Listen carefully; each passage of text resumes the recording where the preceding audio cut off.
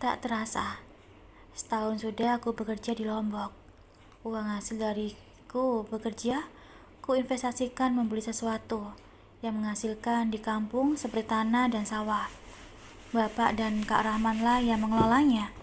Meski dari hasil investasiku, aku tak mendapatkan apa-apa. Namun aku bahagia bisa memberikannya untuk keluargaku. Setidaknya aku masih punya gaji untuk memenuhi kebutuhan dan keperluanku sendiri.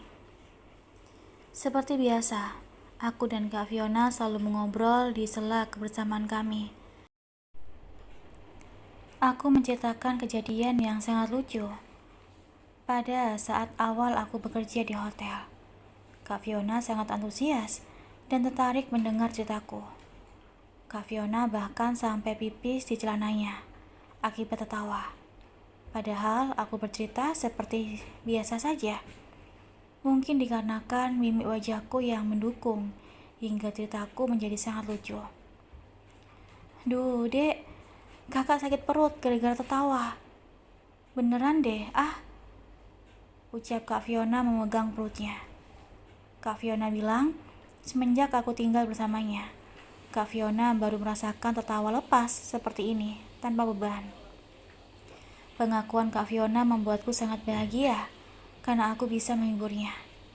Hingga aku pun menceritakan tentang kekagumanku pada kakek dan nenek yang sangat romantis yang menginap di hotel kala itu. Kamu beruntung, Dek, selalu ditemukan dengan orang yang baik di sekitarmu, puji Kak Fiona. Dan lebih beruntung lagi Riana bisa bertemu dengan Kak Fiona. Ngomong-ngomong, kakek dan nenek itu siapa namanya? Tanya Kak Fiona penasaran. Kakek Sidik dan nenek Ina.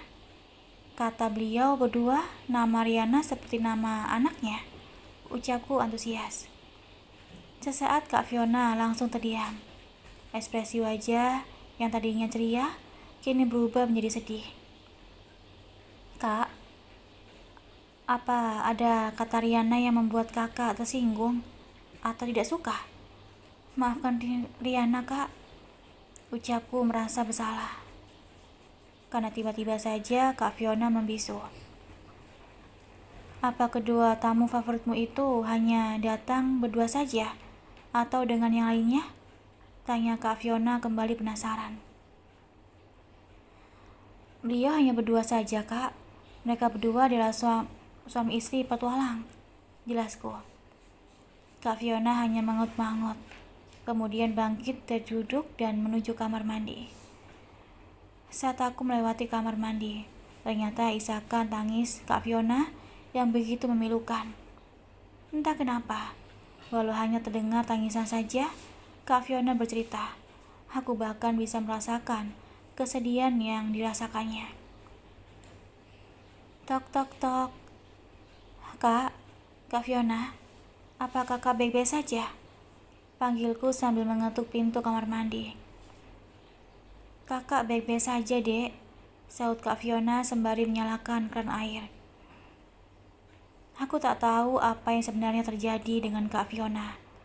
Karena empatiku begitu tinggi, aku pun memutuskan menunggu Kak Fiona di pintu kamar mandi.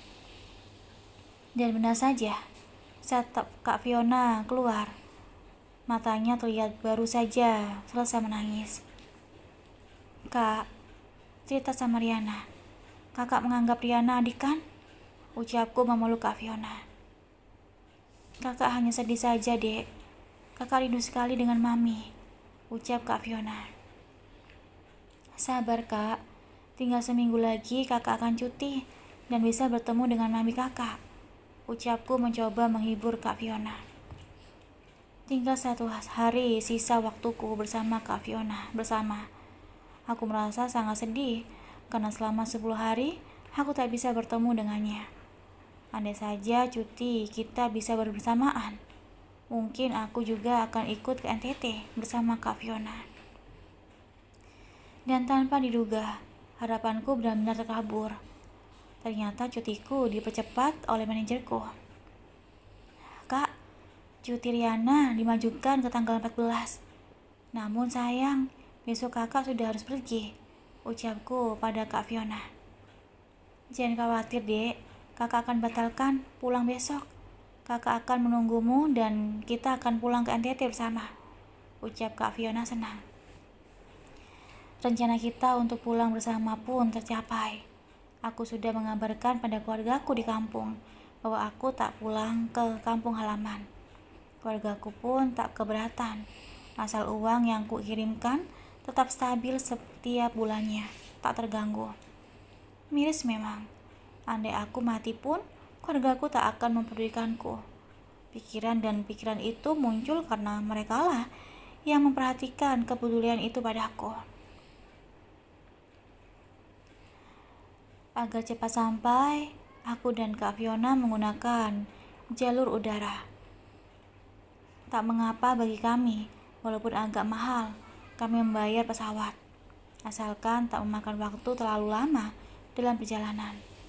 Sekitar 9 jam lamanya, kami pun tiba di NTT. Kami pun akhirnya sampai juga di Kupang, tepatnya Rumah Sakit Jiwa Maitama. Dari gerbang rumah sakit, Kak Fiona sudah mengeluarkan air mata. 1 tahun lamanya tak bertemu dengan maminya, membuat Kak Fiona sangat rindu. Pasien pun dipanggil dan didampingi oleh petugas rumah sakit untuk bertemu dengan kami. Mami, panggil Kak Fiona berlari kecil sambil memeluk maminya. Aku seolah sedang menyaksikan layar tancap dengan tontonan film yang sangat sedih dan memilukan. Hihihi, siapa dia? Cantik, cantik, cantik, ucap mami Kak Fiona merespon sembari tertawa. Mi, ini Fiona anak mami, ucap Kak Fiona mengusap kepala maminya. Sesaat maminya Kak Fiona terdiam dan menatap tajam ke arah Kak Fiona sambil menggaruk kepalanya. Meski rumah sakit jiwa, para orang yang terkena gangguan mentalnya dirawat dengan sangat baik di sini. Kak Fiona memang luar biasa memberikan fasilitas VIP untuk maminya agar beliau bisa cepat sembuh. Kak Fiona rela bekerja keras membanting tulang hanya untuk membayar kesembuhan maminya. Pantas saja Kak Fiona belum tertarik untuk menikah dan punya pacar. Dari Kak Fiona, aku bisa belajar bahwa dalam keadaan apapun, selama kita bisa dan mampu, jangan pernah menunda apapun, merasa sia-sia berkorban untuk ibu kita. Terlepas jahat atau tidaknya, perangai seluruh ibu. Kita wajib berbakti dan memberikan yang terbaik. Kebaikan tak akan ada sia-sia. Kita yang menanam, maka kita pula yang akan memetiknya. Fiona anakku, ucap maminya Kak Fiona. Ingatannya mulai berangsur untuk mengikat. Iya Mi, ini Fiona. Cepat sembuh Mi. Fiona rindu, ucap Fiona menangis. Dengan spontan maminya Kak Fiona langsung menghapus air mata anaknya. Walaupun terkena gangguan jiwa, namun naluri keibuannya tak akan hilang dalam jiwanya. Setelah itu, maminya Kak Fiona menangis dan berteriak. Lepas, jangan sentuh anakku, ucap mami Kak Fiona mengamuk. Kak Fiona yang melihat maminya seperti itu langsung terduduk di lantai dan menangis sejadi-jadinya sambil menarik rambut panjangnya dengan kasar. Dengan segera aku memeluk erat Kak Fiona agar menjadi kuat seperti Kak Fiona yang aku kenal. Kak Fiona begitu rapuh saat dihadapkan dengan keadaan maminya seperti itu. Dek, kapan mami sembuh, Dek? Kapan? Ucap Kak Fiona menangis. Tak lama petugas pun membawa maminya. Kak Fiona bertemu dengan kami lagi. Mami, ucap Kak Fiona dengan lirih. Dia siapa nak? Tanya maminya Fiona spontan, seperti orang normal lagi, menanyakan tentangku.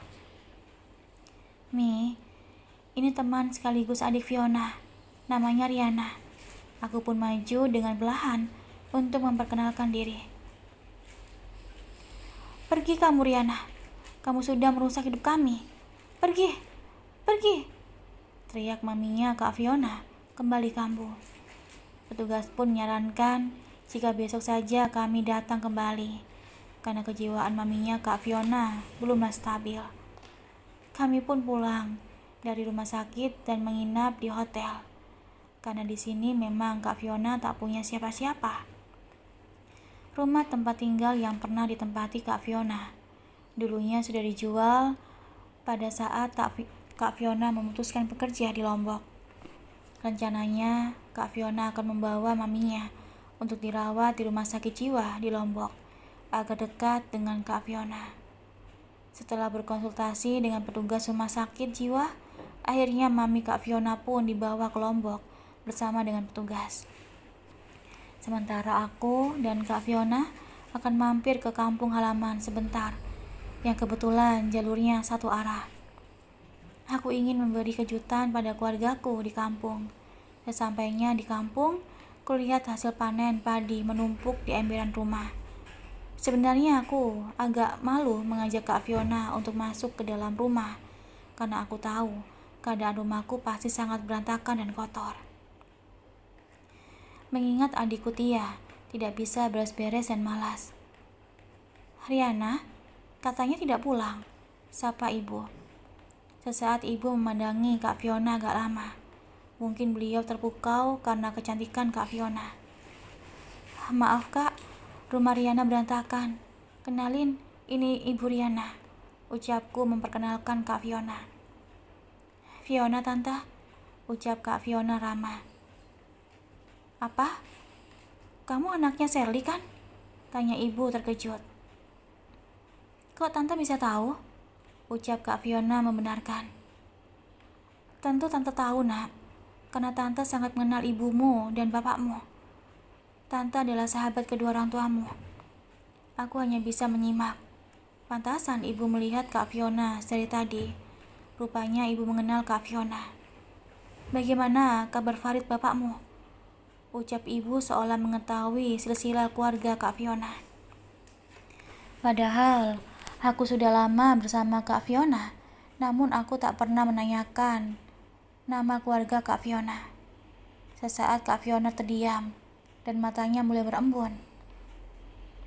Papi sudah lama tak ada kabar tante, semenjak Fiona berumur 5 tahun, dan sampai sekarang Fiona tak bertemu, ucap Kak Fiona bersedih. Aku langsung memeluk Kak Fiona agar tak merasa terpuruk. Jika Kak Fiona berbicara masalah keluarga, Kak Fiona tak bisa tegar dan lemah. Wajah ibu terlihat puas sekali dengan jawaban Kak Fiona. Senyuman miring di bibirnya menandakan beliau sangat senang. Andai saja aku tak pulang hari ini, juga mungkin aku bisa menanyakan tentang keluarga Kak Fiona pada ibu. Pantas saja aku bisa akrab dengan Kak Fiona. Ternyata ibu kami adalah sahabat. Bu, Riana tak bisa menginap karena Riana harus segera pulang ke Lombok, ucapku pamit. Aku begitu memikirkan keadaan mental Kak Fiona. Jika aku harus menginap di rumah, pasti cerita masa lalunya akan membuat Kak Fiona kembali teringat. Dan ibu juga akan menceritakan tentang sahabatnya Sherly. Bu, sampaikan salam sama bapak, ucapku, karena bapak masih di sawah dan menginap di sana. Ibu pun menarik tanganku masuk ke dalam kamar. Riana, hasil panen saat ini tak melimpah seperti tahun lalu. Padi yang kamu jual di teras akan ibu jual untuk membayar hutang pupuk dan obat yang kami ambil di awal. Kalau boleh, ibu ingin pinjam uangmu 3 juta untuk menjadi modal menanam padi kembali, ucap ibu. Sesuai perkiraanku, ibu pasti akan meminta uang. Padahal bulan kemarin, aku sudah memberikan beliau lebih.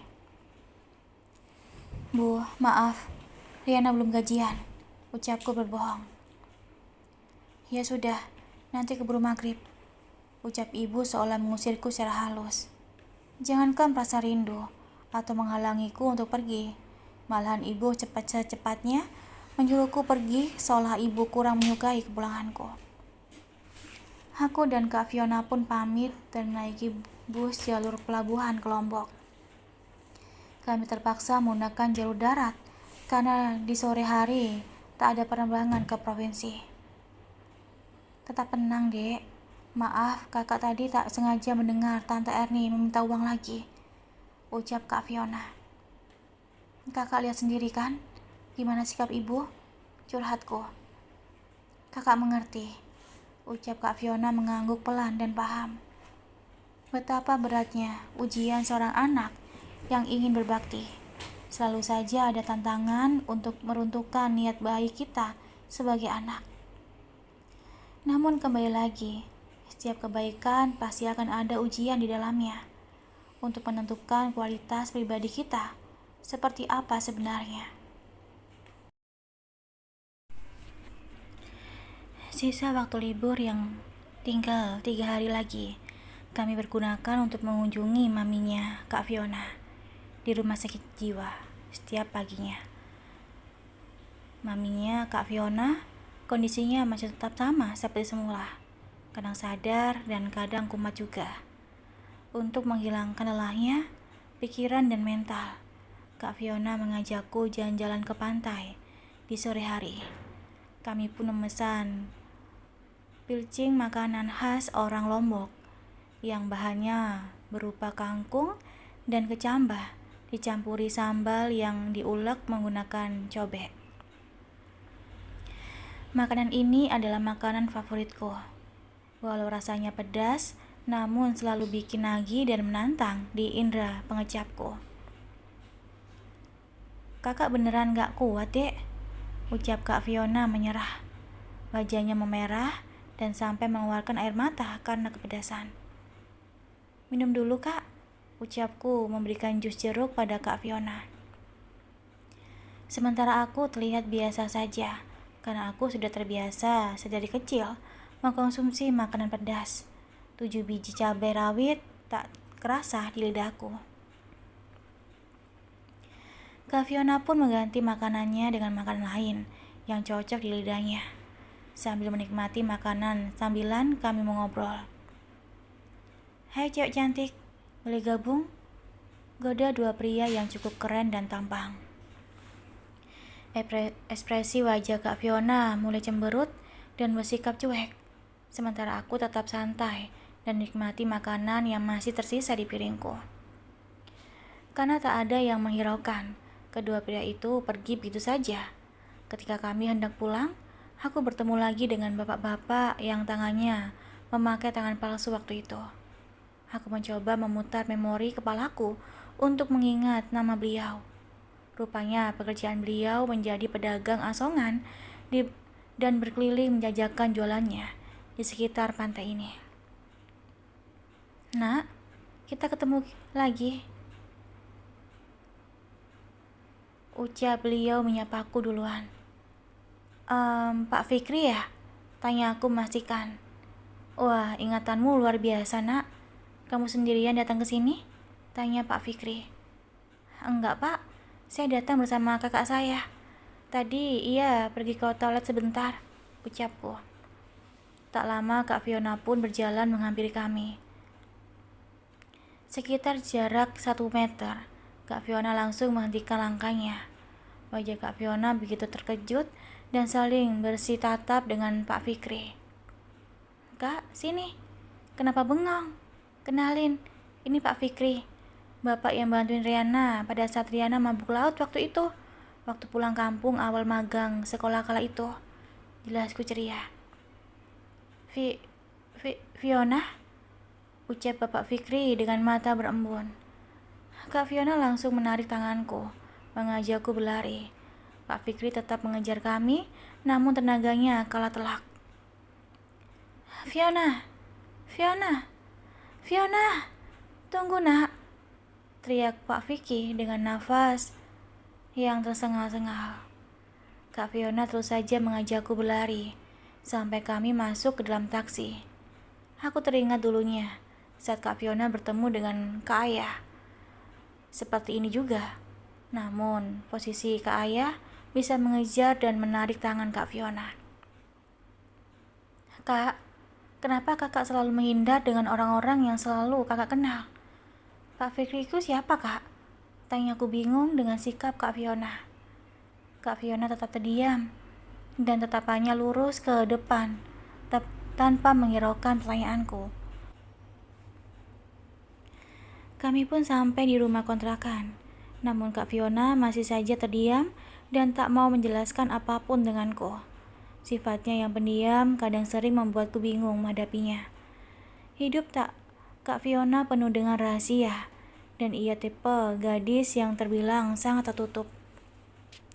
Tak seperti diriku yang kurang menyukai memendam sesuatu. Jika aku bertemu dengan orang yang cocok untuk diajak curhat, maka aku akan menceritakan keluh kesahku. Karena dengan begitu, aku bisa tenang dan beban pikiranku juga terasa berkurang. Tetes air bening itu akhirnya jatuh juga dari sudut bola mata Kak Fiona yang indah. Kak, maafkan Riana yang lancang memperkenalkan bapak itu pada kakak. Riana sungguh tak tahu jika kakak mengenal Pak Fikri. Ucapku merasa bersalah.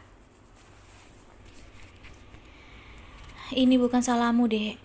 Hanya saja kakak sangat menyesali kenapa kakak harus bertemu dengan orang-orang yang ada di masa lalu kakak. Dan maaf, Dek, kamu yang tak tahu apa-apa harus terlibat di dalamnya. Jelas Kak Fiona. Kakak tidak pernah menganggap Riana sebagai adik kakak. Buktinya Kak Fiona selalu menyimpan rahasia hidup kakak pada Riana. Riana hanyalah orang lain, ucapku bersedih dan kecewa. Percayalah, Dek. Dari dulu kakak anggap sebagai adik kakak. Namun kakak belum siap menceritakan kepada siapapun masalah hidup kakak. Jelas Kak Fiona.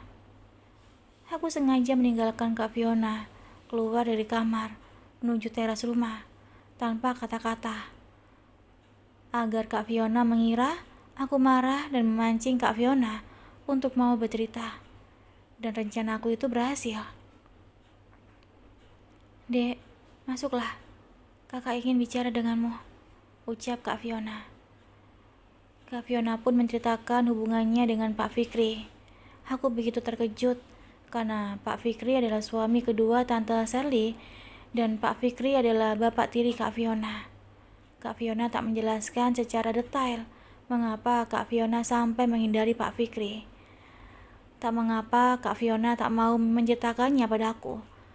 Setidaknya aku tahu hubungan antara mereka berdua. Sepertinya Kak Fiona mempunyai trauma berat dalam hidupnya. Tret, tret, tret. Ponselku tiba-tiba bergetar. Rupanya adikku Tia yang menelepon. Halo Kak, kakak bisa pulang tidak? Tanya Tia tanpa basa-basi. Emangnya kenapa, Dek? Tanyaku khawatir. Ibu sakit, Kak. Gak ada yang bisa merawat beliau, jelasnya. Aku begitu sedih benar dengar kabar dari Tia.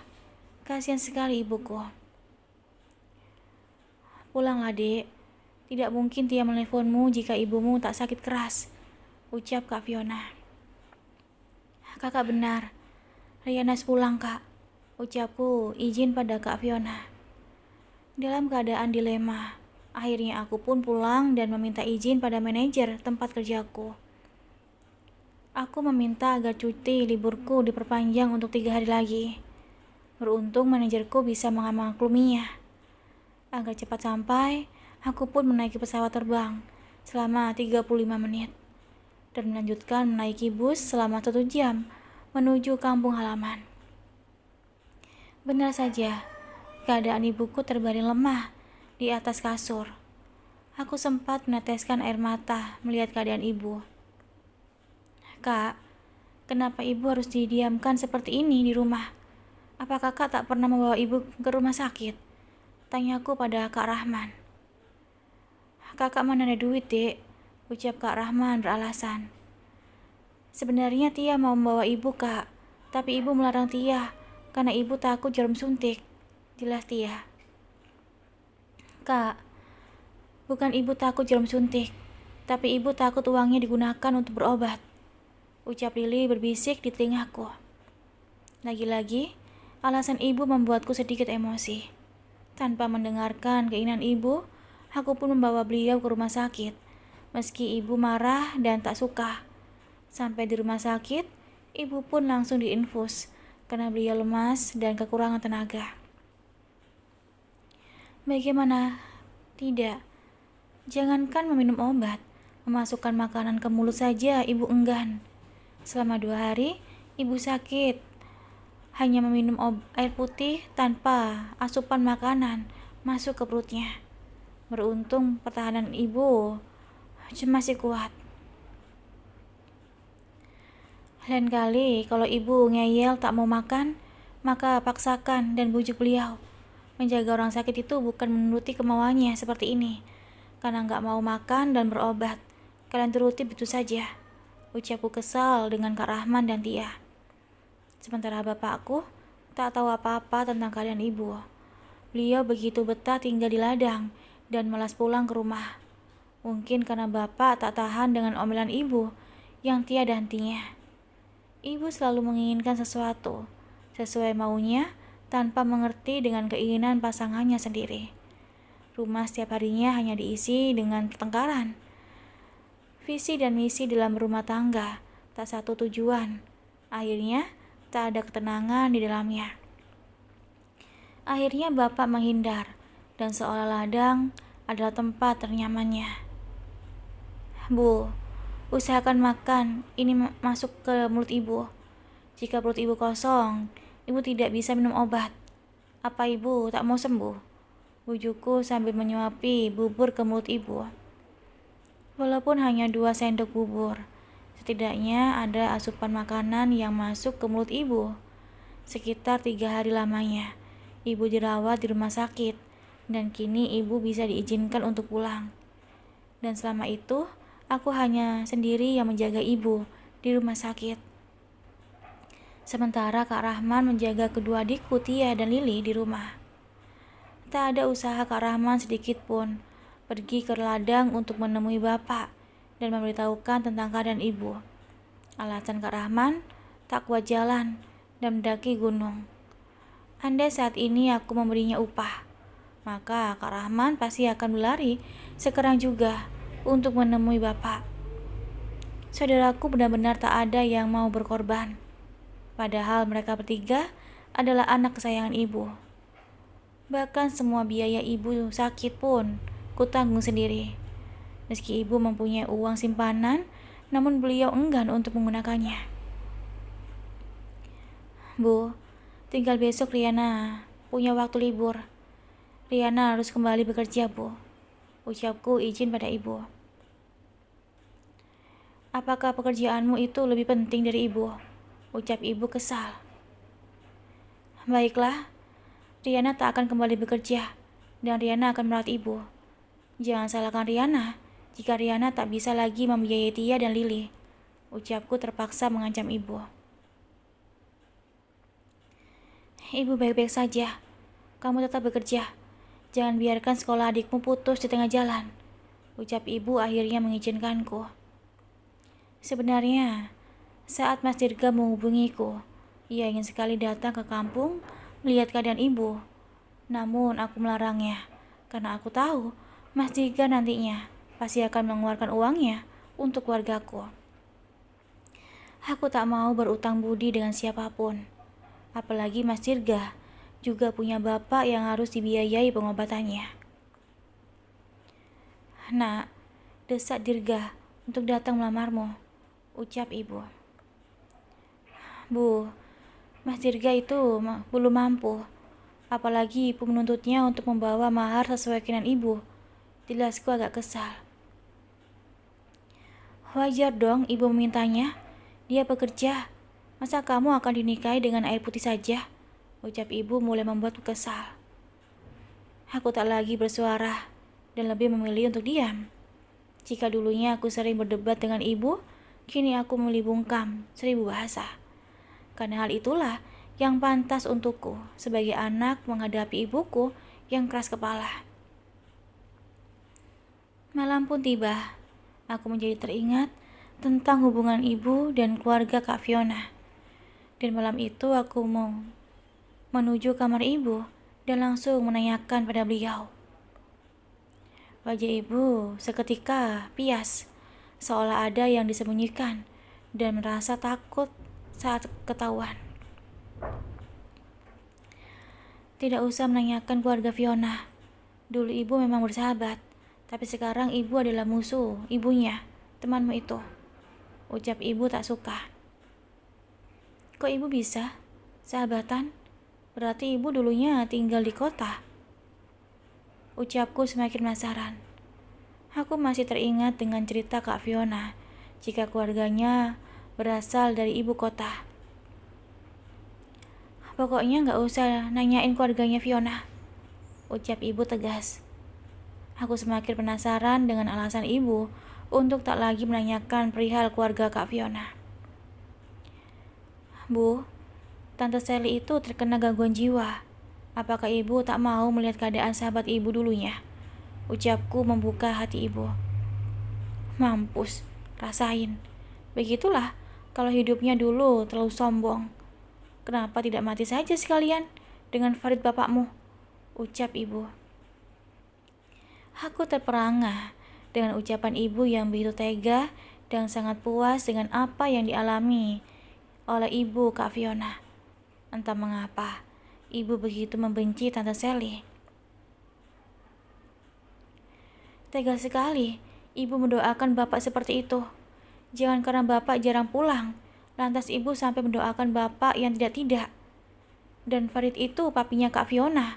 Mengapa ibu juga mendoakannya mati? Ucapku mengingatkan ibu yang mulutnya keceplosan, menyuruh bapak mati dan juga Farid papinya Kak Fiona. Meski aku tahu ajal di tangan Tuhan, namun tak pantas rasanya mulut seorang istri kasar seperti itu. Ibu terperangah seketika dan segera menutup mulutnya dengan telapak tangannya. Mungkin ibu baru sadar dengan lidahnya yang tak bertulang mengucapkan sumpah serapah yang tak baik. Tanpa bicara, aku pun kembali ke kamarku. Aku begitu kesal dengan sikap ibu yang julid. Terima kasih udah dengerin audio di Eva Family. Jangan lupa like, komen, share, dan juga subscribe ya. Aku tunggu. Terima kasih.